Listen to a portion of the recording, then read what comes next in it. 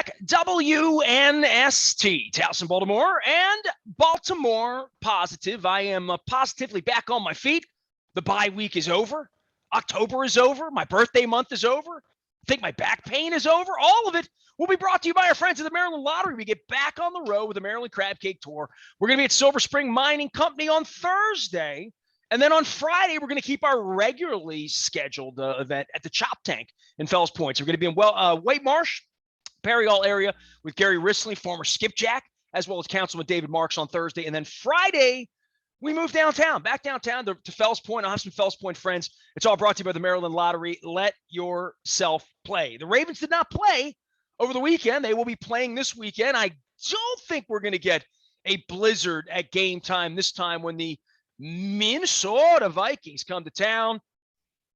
Tell you what, Kirk Cousins made a little bit of money down the road, 38 miles to the south, the team that has no name and poor ownership and all that stuff. But watch them play on Sunday night. And Luke, you know, I've been to Minnesota. I've scolded with all of them. And that was just a piss poor effort, dude. I hope we see that version of the Vikings on Sunday coming in here. I watched the Cowboys.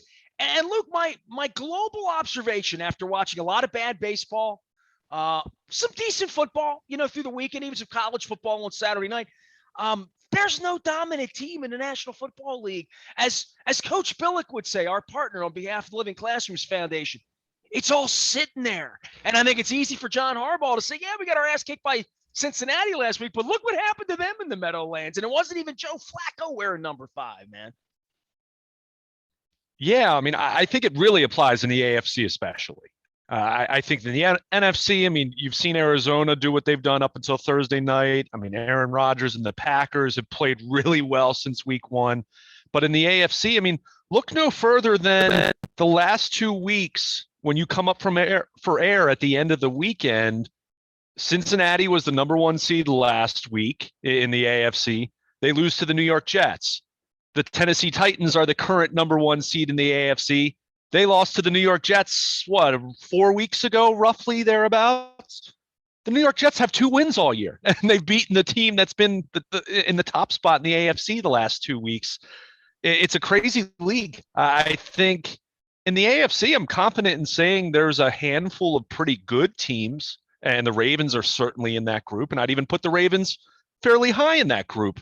But is there a dominant team? Is there a great team? Is there a team that lacks a flaw that you would say would be potentially fatal to their hopes come January? I have no idea at this point. I mean, even Buffalo coming off their bye week and prior to their loss to the Titans on Monday night a couple weeks ago, they were looking like the cream of the crop in the AFC. They kind of were sleepwalking through the first 2.5, 3 quarters at home against Miami. So I don't know. I mean, it's been fun. And maybe Sunday to kind of make it a little more league-wide rather than just AFC. Just take a look at the quarterbacks. You mentioned Mike White, a guy wearing number 5 for the Jets, but not Joe Flacco, who they just reacquired. Dude, by the way, I just want to say, I got to that game around the 2-minute warning because the Steelers game went to halftime earlier. Mm-hmm. And I saw number 5 flicking it. And I even heard his cadence, and it sounded like a Jersey accent.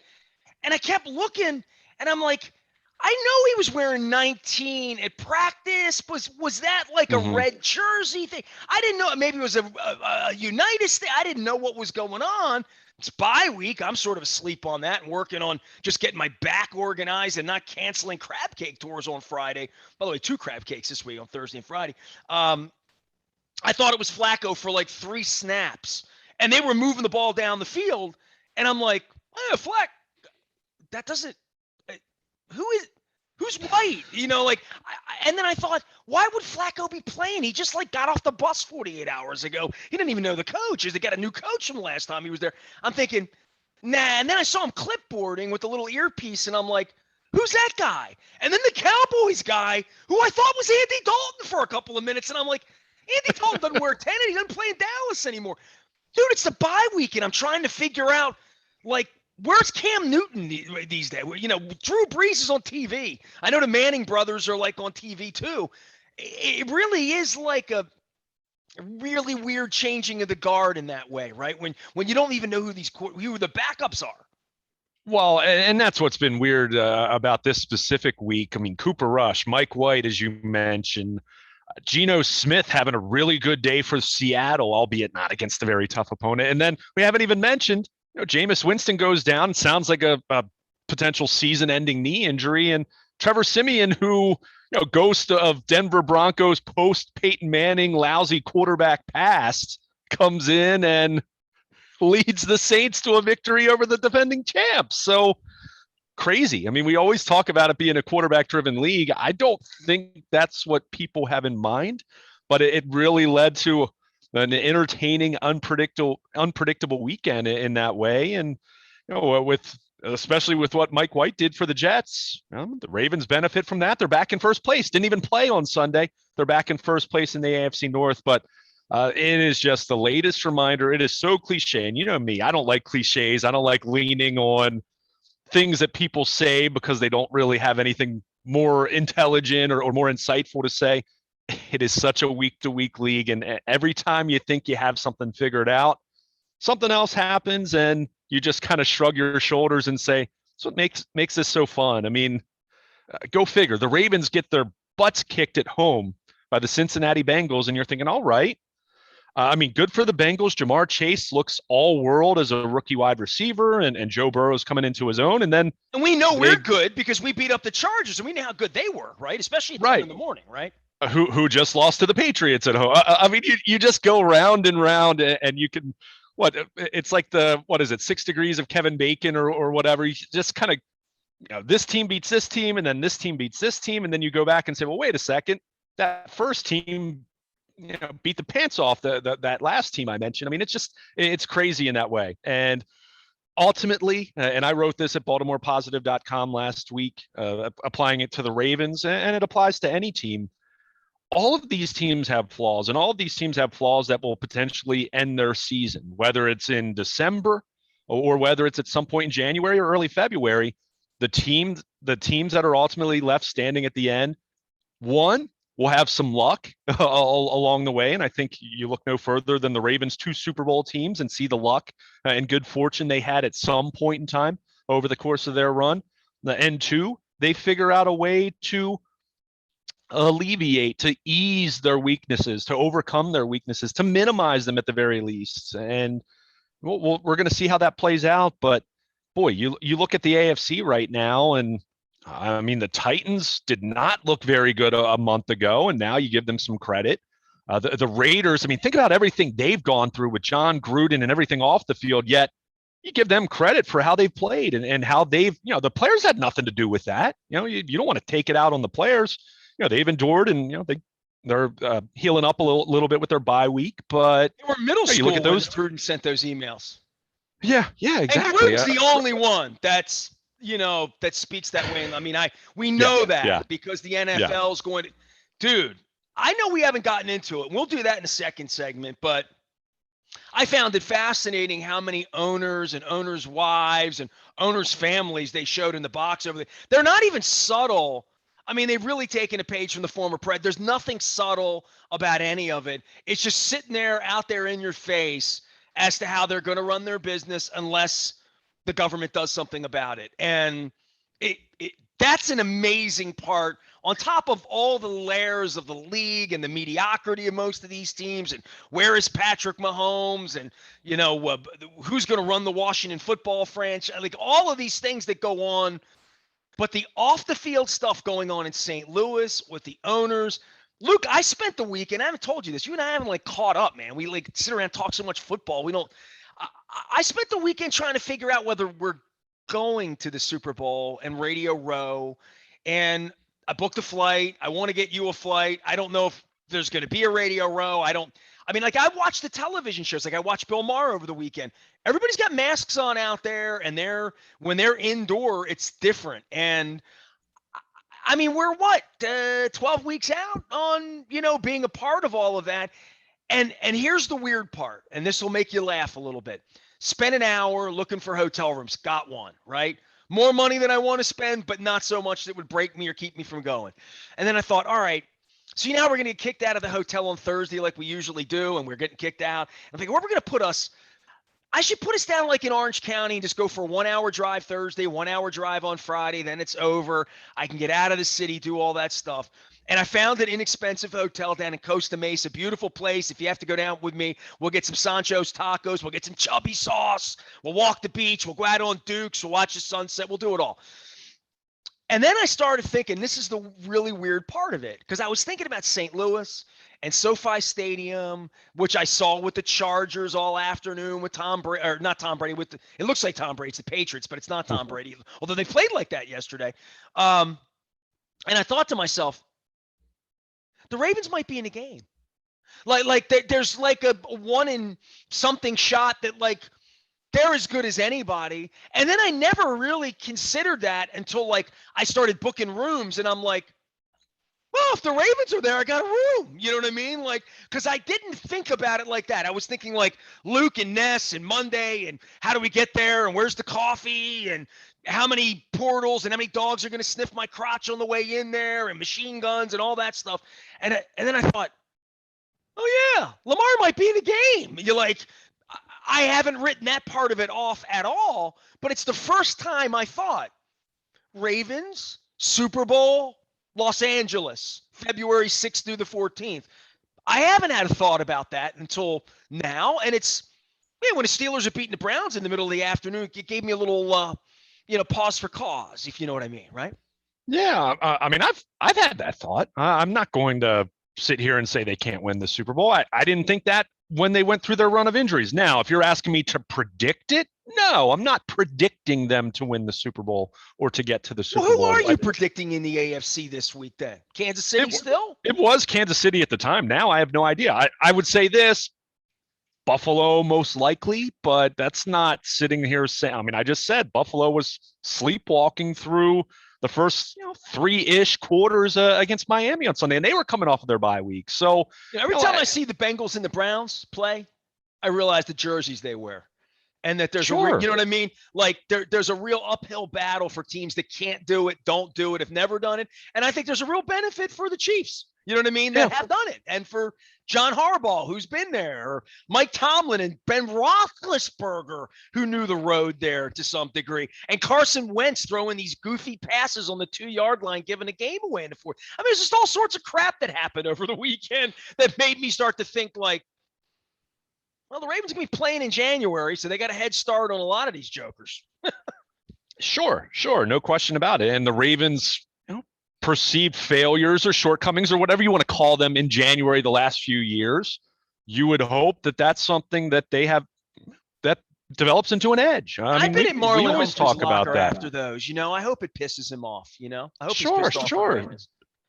But I mean, you look at this team. They clearly have flaws, and we can get more specific into the Ravens. But I mean, that's why I said you look around the AFC, and every time you think someone's dominant, then they lose. And look, I'm not writing off the Bengals now just because they lost to the Jets, because the Titans lost to the Jets 3 or 4 weeks ago, and you look what they've done the last couple of weeks. We say it all the time. It is such a week-to-week league, and John Harbaugh even kind of bristled about it the day after the loss to the Bengals. And actually, it was his post game. It wasn't even the day after. It was his post game talking about, I tell you guys this every single week when you ask big picture. And John was clearly unhappy about the performance. But I say this all the time. There is no ongoing narrative. That's for you guys as media and fans to think whatever you want in that regard. But it literally is preparing for the next week's opponent. What you did the previous week, yeah, that has some impact in terms of injuries and the health of your football team and who's playing and who's not.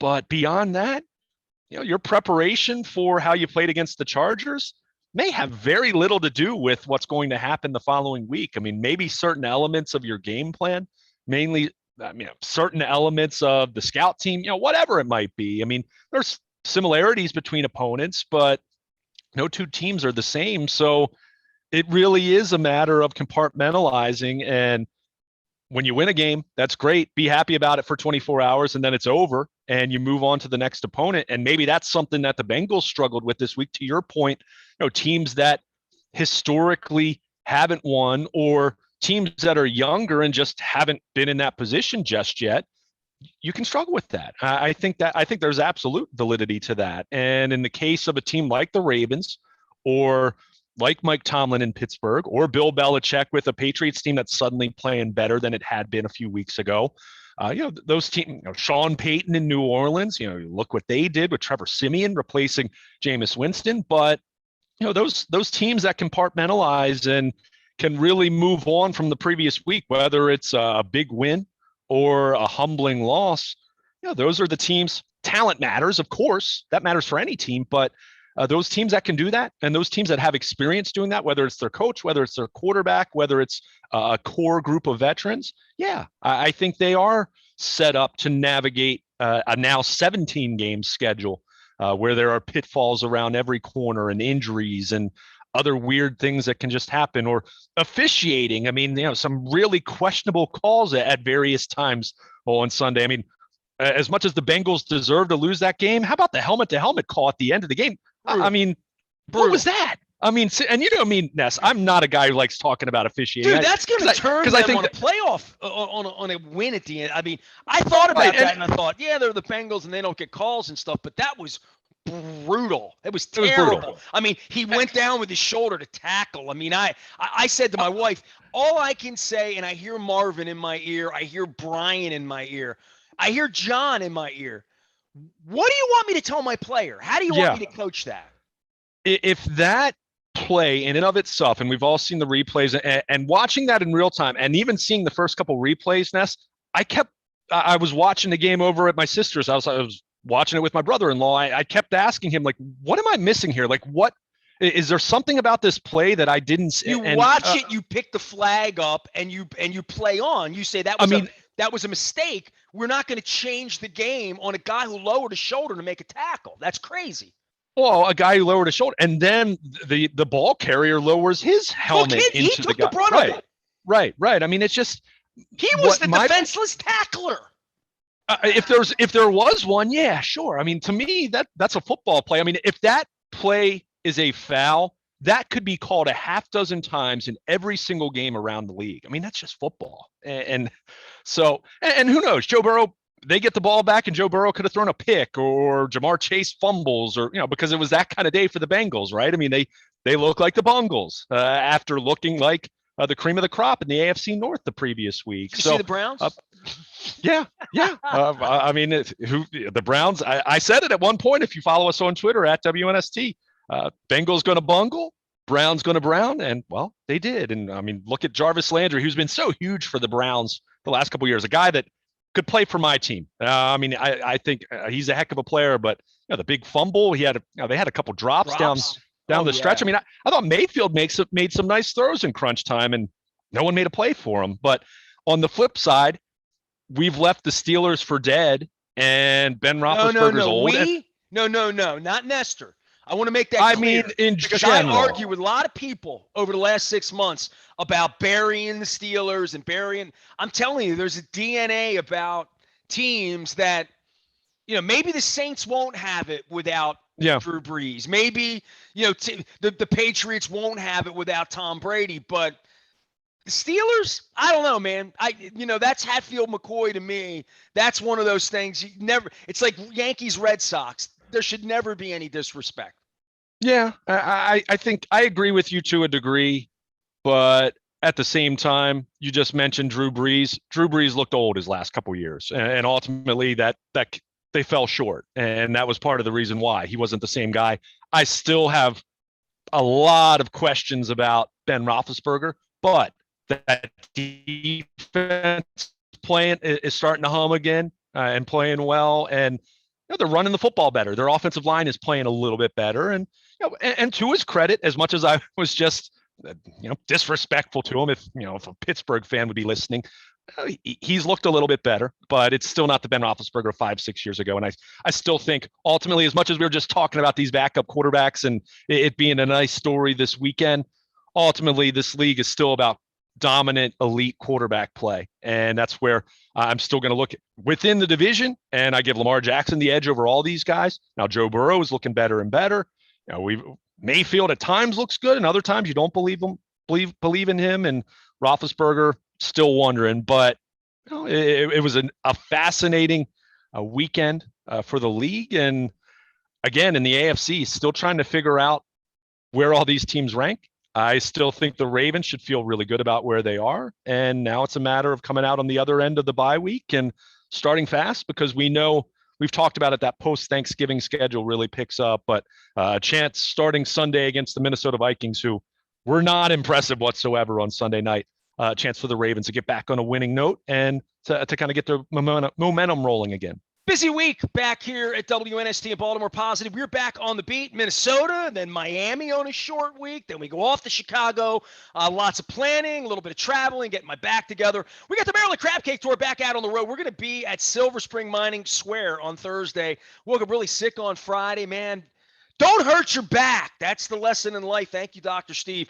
Maryland Lottery, let yourself play. That's going to be Thursday at Silver Spring Mining. Friday, we're going to be back down at Chop Tank at Fells Point over on Broadway with the Atlas folks and Alex Smith and some new friends. We're going to be back at Timonium at Nick's Grandstand Grill next Friday. We're also going to be at Fadley's next Wednesday. So big crab cake month, big turkey month, big football month. He's Luke. I'm Nestor. We are WNST, AM 1570, Towson, Baltimore, and we never stop talking Baltimore positive.